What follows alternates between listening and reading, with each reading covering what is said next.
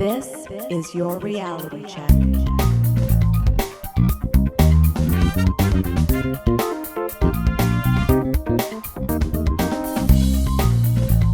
Welcome to The Reality Check, the weekly Canadian show that explores a wide range of controversies and curiosities using science and critical thinking. Today is November 30th, 2021, and I'm producer Pat. We have two interesting segments for you today. Adam looks into whether the recent partial lunar eclipse was indeed the longest this century or in hundreds of years, depending on which headline you read. But first, today is Giving Tuesday, and so Darren will give us a segment about effective donating and updated information about GiveWell. I hope everyone out there is staying safe and healthy, and we will talk to you soon.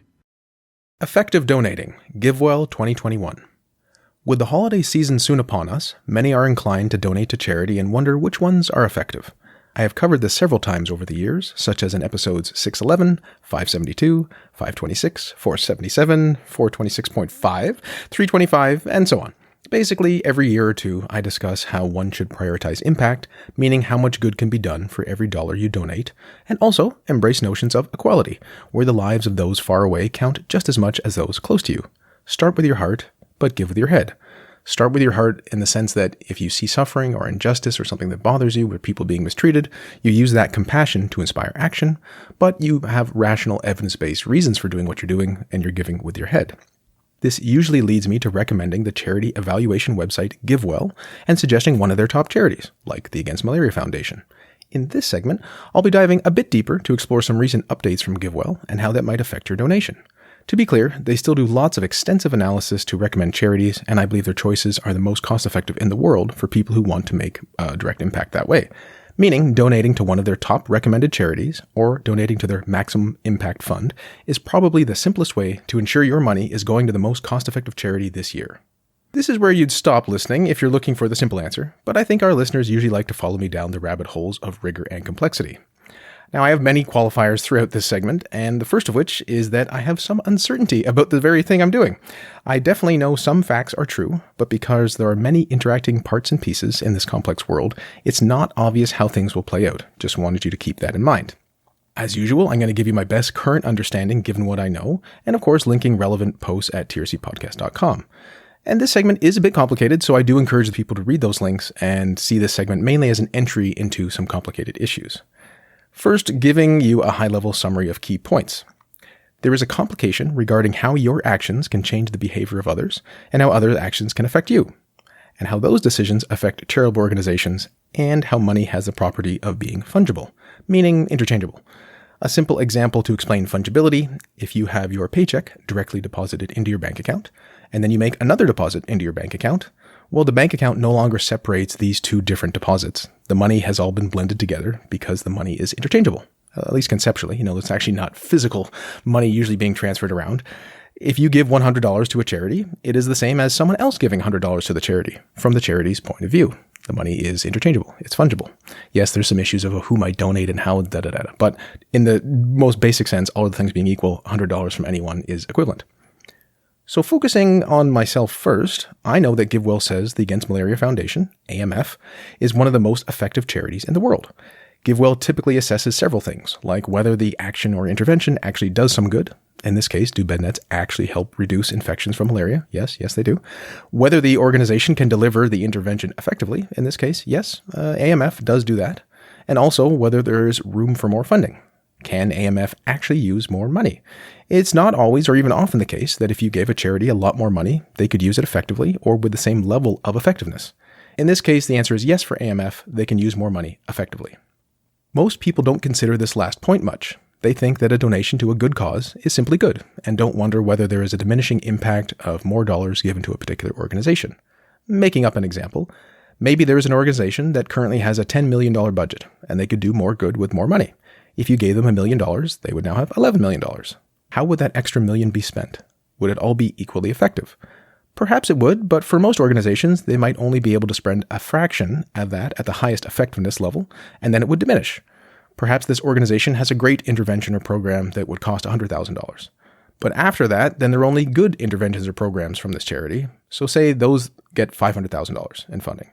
And then after that, they only have decent or okay ones left. And so the remaining $400,000 goes to something that is not nearly as effective as that first $100,000 funded. In this way, there was $100,000 of room for more money at a great effectiveness level, but not really any more room because once you gave more money, it dropped in terms of effectiveness. So if you reduced your standard, then there'd be more opportunities, but at the highest level of effectiveness, there isn't room for any more funding. So you could have taken that $900,000 and given it to other charities which had a similar high bar of effectiveness. Now, foreshadowing on the near future of this segment, I ask you to consider how what I just said might change if there are other donors making donations to that same charity. Okay, so getting back on track, AMF and other GiveWell charities are not just great, they are exceptional. Best in the world, basically. For comparison, Give Directly, which gives cash transfers to poor people, originally in Kenya, now it's a bit broader. Give Directly is seen as quite effective compared to many other interventions. Like these cash transfers beat out most charities that you've probably ever heard of. But GiveWell thinks AMF is 5 to 10 times more effective than Give Directly. In fact, Give Directly's cash transfers are often used as a benchmark for effectiveness. If something is 5 times more effective than cash transfers, it's 5x or 5 times. If it's just as effective, it's described as 1 times or 1x. GiveWell does think Give Directly is worth donating to, but not as much as the other recommended charities. Yeah, okay, Darren, this is all interesting and fine, good, but what's your point? We'll get to the point. Yeah, okay, I know. I was trying to find that delicate balance between giving you more context and concision. So getting back to myself as an example, if I know that the Against Malaria Foundation, AMF, has room for more funding in the millions, and I donate $10,000 to them, well, I've helped thousands of people be less likely to get malaria and get sick or die. This is true. This is a causal fact of this universe and this timeline that I am in. I gave money, that money was used, okay? But other people also donate to AMF, and one of those is GiveWell itself. Now, happily, over the years, GiveWell has been quite successful at directing money to their top recommended charities, but they've also been able to give to charities themselves. So what happens is GiveWell recommends, and they have some sense of all the recommendations and who takes the recommendations and how those end up in the charities. But sometimes GiveWell is given money itself, and then they direct it, either through a specific grant or their maximum impact fund and so other things. Meaning, donors give money to GiveWell, and then GiveWell gives the money to their top recommended charities. That's great. These top recommended charities need money, and the money reduces suffering. That's great. Now, for some context, for some numbers, the money moved by GiveWell was in the millions when they first started. Actually, slightly less, but like 1.2 million, 1.5. Then it was tens of millions, and now it's in the hundreds of millions. For example, in 2020, they moved over $240 million. Obviously, this is a great success. And GiveWell recently received a several $100 million grant from the Open Philanthropy organization, OpenPhil, which is closely associated with GiveWell, but usually focuses on more high-risk, high-reward things. And this is a quote from one of GiveWell's posts. While we could spend all of the funding we expect to raise in 2021 on opportunities now, we don't think we should. We plan to roll over about $110 million, or about 20% of our forecasted funds raised, into 2022, because we expect the opportunities this funding would be spent on now are much less cost-effective than those we expect to find over the next years. They're a trade-off to using funds later, but we think they strongly favor waiting for better opportunities. Our core mission is to help donors maximize their impact, not to get funding out the door as quickly as possible. That's a key point to keep in mind, what you're really trying to maximize here. So they plan to give about $500 million to charities in 2022. And in fact, GiveWell has a recent post with the title, "We aim to cost-effectively direct about $1 billion annually by 2025. And within that piece, they indicate it might be $1.5 billion. Okay, well, that's important. You're giving now, giving later, as well as tons of money going to cost-effective charities in the future. Getting back to the particular example to try to convey what's the issue here. So if I give $10,000 to AMF, and GiveWell was going to give $20 million to AMF, what happens? Well, there's several possibilities. One outcome is that AMF now has $20 million from GiveWell and $10,000 from me. They have $20 million and $10,000. Another possibility is that GiveWell thinks AMF only needed $20 million. So after seeing my donation, they decrease their donation by the $10,000 I gave. So they would donate $19,990,000. So the end result would be $20 million total. In this way, my $10,000 is still used to buy bed nets, and I've done some good. But of course, effective altruism encourages us to think about the counterfactual, the what if, the world where different actions were taken. In one of these worlds, I don't donate $10,000 to AMF. GiveWell still thinks AMF could use $20 million, so they donate $20 million. Now, of these three scenarios, the latter two end up with the same result, AMF having $20 million, but one of them involves me giving $10,000 and one of them doesn't. Well, so I want my donation to be effective, but it almost seems like the money would be raised for AMF, the good would get done, even if I don't donate. Now, there's a fourth scenario, which is that perhaps GiveWell is not funding AMF to a specific set amount, right? They're not going to say, we're going to fund you to 95% of what you need, or 99%, whatever it is, but they're going to only do a percentage of their funding. We're going to only give you 60% of total funds because we don't want to be fully responsible and you be fully dependent, and they're worried about power and those types of dynamics there. So in this case, if I donate to AMF, because they're doing a percentage base, it might actually lead to an increase in funding for AMF because it changes the percentages and allows GiveWell to donate more. It's a bit more nuanced. Okay, so what actually happens though? These are the possibilities, and this is where things are uncertain. It seems that what might happen is if I donate $10,000 to AMF, is that GiveWell would recommend slightly less money, and then GiveWell would have an extra $10,000 to direct somewhere else, either now or in the future. That's one of the scenarios I mentioned. And this is from one of GiveWell's posts with a header, How Will Impact Your Gift? Quote, if you give to the Maximum Impact Fund or to one of our specific recommendations this year, your donation will be granted out as usual to the outstanding giving opportunities we've identified. So far, so good. We'll roll only Open Philanthropy's funding into next year. It's our largest donor, and it's easiest to manage rolling over a single large donation. Additionally, because we typically fund organizations a few years into the future, rollover funds, like the rest of our grants, are unlikely to actually be put to use until a few years after they are granted. We'll grant all other donations on our typical timeline. Now, because money is fungible, many gifts will effectively take the place of money that Open Philanthropy would have granted this year. The true impact of the donations we receive this year will be realized once we are able to spend down all available funding with no rollover funds remaining.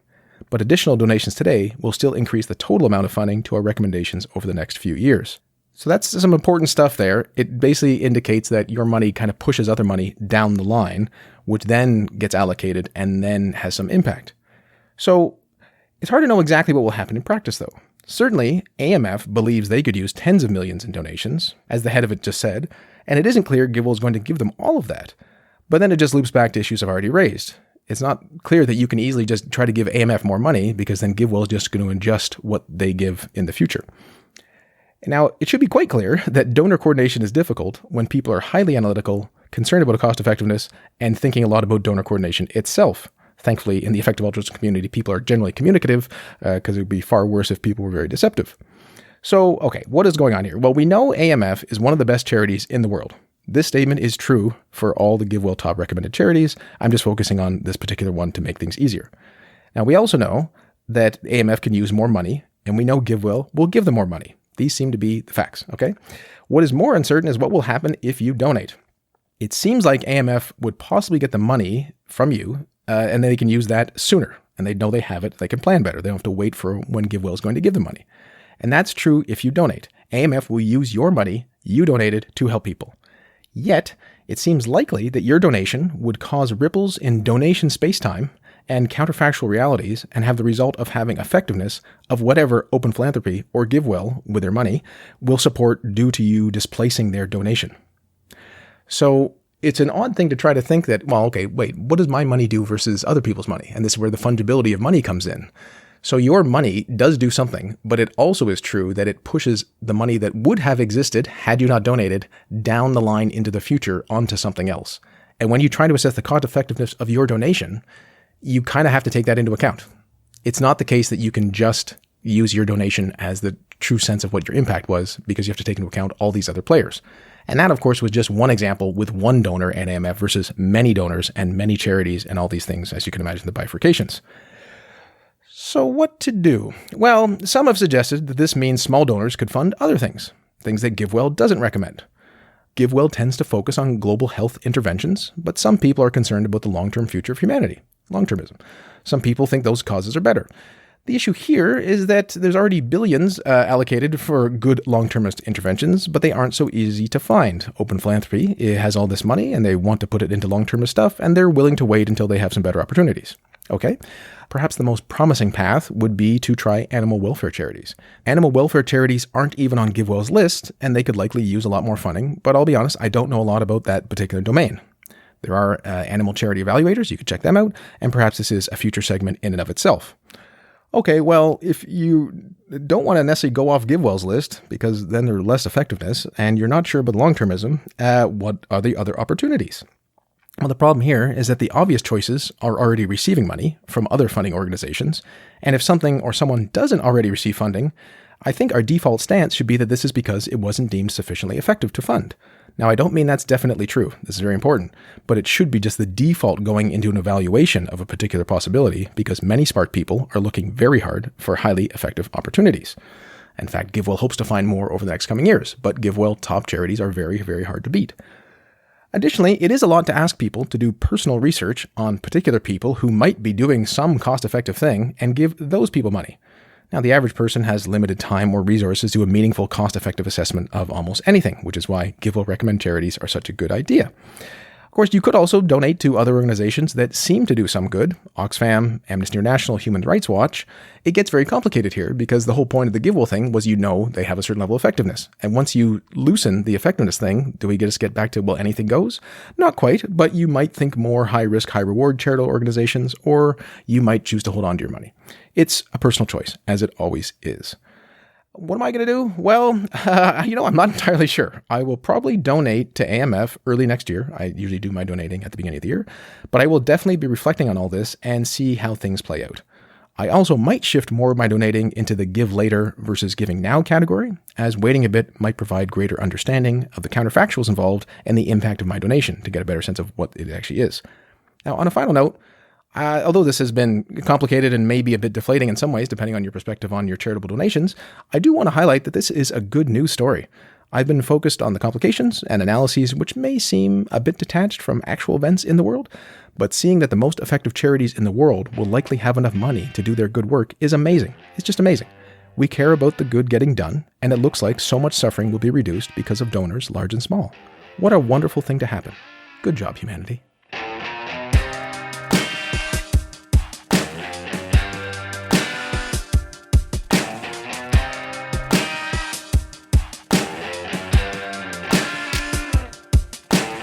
What's up, cuboids? Recently, early in the morning of November 19th, there was a very special eclipse. What made it special? Well, many mentioned that it would be the longest eclipse this century or for hundreds of years. Is this true? Well, not really. Let's look at the specifics. I first heard this claim when someone posted about it in a local Facebook group with an image of the moon with a total lunar eclipse with the words, "The longest lunar eclipse this century happens on November 19." And then NASA is predicting that the upcoming lunar eclipse on November 19 will be the longest eclipse in 100 years. It could last up to 3 hours and 28 minutes. So I didn't think much of it, but I found the word predicted a little odd because assuming the sun and moon will still be there, we have a pretty accurate idea of when eclipses will occur. It's really all just math. This isn't weather, where there are a lot of hard to predict factors, though cloudy weather can be a problem in looking at an eclipse. The eclipse will still happen whether there's clouds or not. Still, some people do use the term prediction, and some factors can affect the exact time of an eclipse. Timeanddate.com gives the following explanations for why the predicted time might not be perfect. Many of these apply more to solar eclipses than lunar eclipses, but some can happen to both. Elevation can slightly change the exact time. The higher up you are, the longer a solar eclipse will appear. The mountains and valleys on the surface of the moon can have a small impact of the start and end of an eclipse. The Earth and moon don't move perfectly constantly. The exact size of the sun isn't measured perfectly. There's an error of about 0.03%. And the Earth's atmosphere means that the edges of a lunar eclipse are slightly fuzzy and hard to determine precisely. But unless you're talking about the exact second that an eclipse will start at, the predictions, as they say, are more or less accurate. But that wasn't really the biggest problem with this message and many other articles like it. So there were a lot of news articles and things like this that they gave a deceptive idea. It is not the longest lunar eclipse in hundreds of years. Friend of the show, Stuart Robbins, from the Exposing Pseudo-Astronomy podcast and 5 Minutes with an Astronomer, pointed this out. At just over 6 hours from start to finish, this is the longest partial lunar eclipse since the 15th century, but it's shorter than some total lunar eclipses. Great. So isn't this like being the fastest guy who didn't finish the race? It's a very odd metric, but it's still potentially interesting when we look at the specifics. To explain why this is so, it may be worth going over how eclipses work. There are solar eclipses and there are lunar eclipses. I happen to think the names are a bit Earth-centric, but that's okay since everyone I know currently lives on Earth. So a solar eclipse is when the moon gets between the Earth and the sun, so that from the Earth's vantage point, at certain locations, the moon covers part or all of the sun. Again, here we have partial eclipses and total eclipses.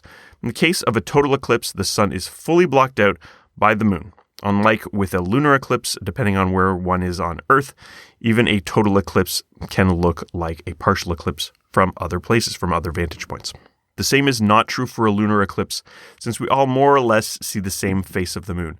There may be minor differences depending on where you are on the Earth, but the eclipse experience is mostly the same. We all kind of see the same moon.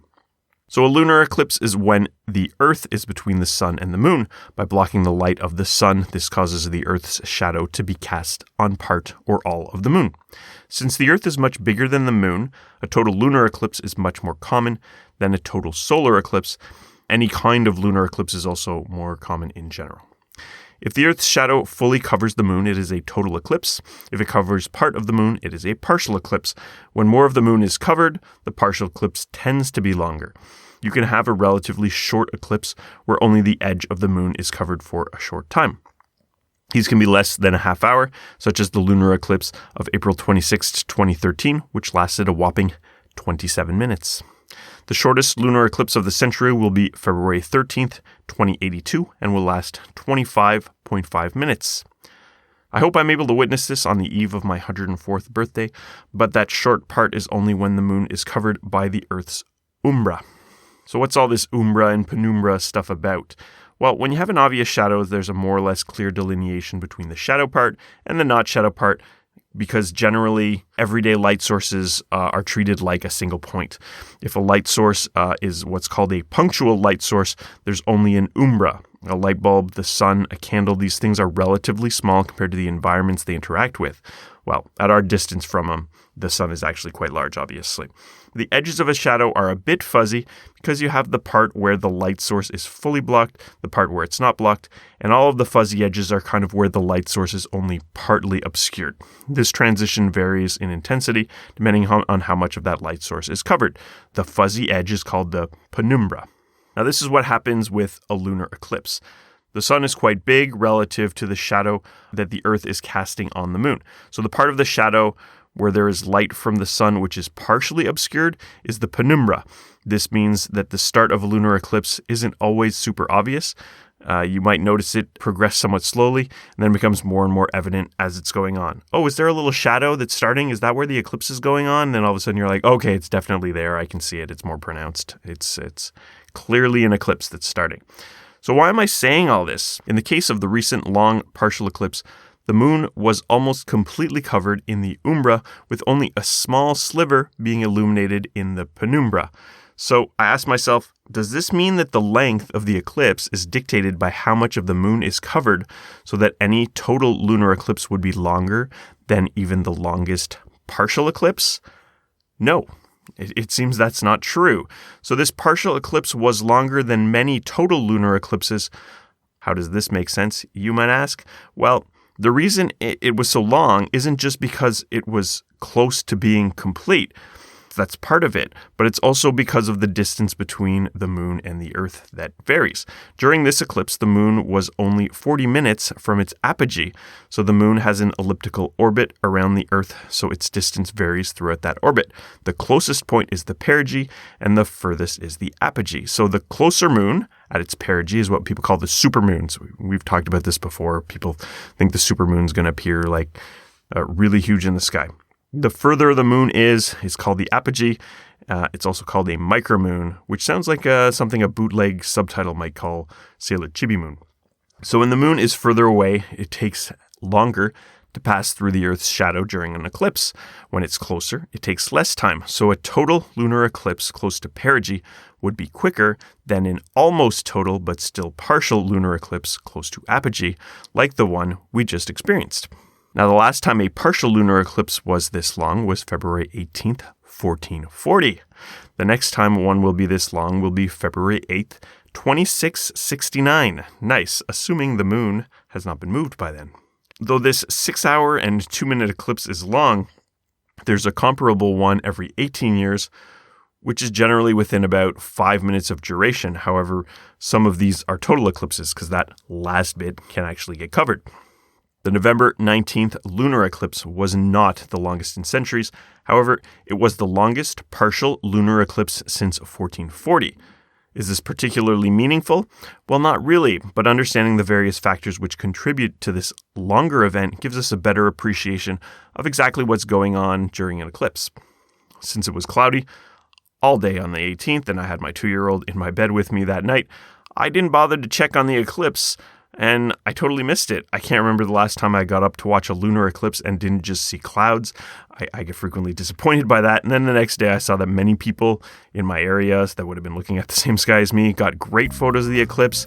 So it looks like I missed some clear skies for this one. It would have been something nice to view. Not a big deal, because of course there will be a lot of other lunar eclipses. Not all of them will be 6 hours long, but they're always nice to look at. Peace out, cuboids. For show notes or to discuss this episode, visit our Facebook page and website at trcpodcast.com. For general inquiries or to send a topic or parody suggestion, email info@trcpodcast.com. Help support the show by leaving a review on iTunes and liking us on Facebook. Follow us on Twitter @TRC_podcast.